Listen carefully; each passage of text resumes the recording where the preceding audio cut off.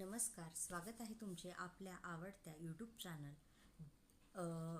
मनी and मार्केटमध्ये।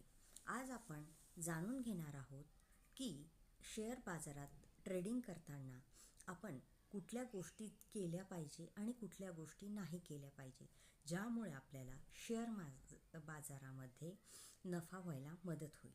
ह्या गोष्टी खूप छोट्या छोट्या असते, पण आपल्या नेमके त्याच गोष्टीकडे दुर्लक्ष होते।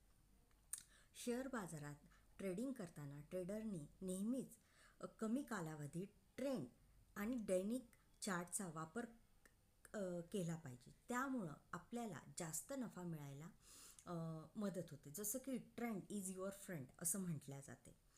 दुसरी गोष्ट, त्यांनी बाजारात दाखल होण्या आणि बाहेर पडण्याचे प्रकार व्यवहाराची माहिती घेतली पाहिजे।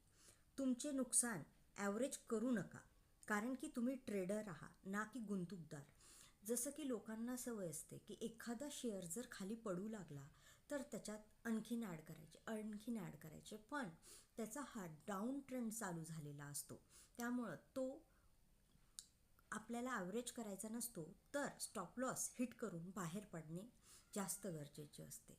ह्या छोट्या छोट्या गोष्टीचा आपण वापर केला तर आपल्याला शेअर बाजारातून ट्रेडिंगमधून छान पैसा कमवायला मदत होईल।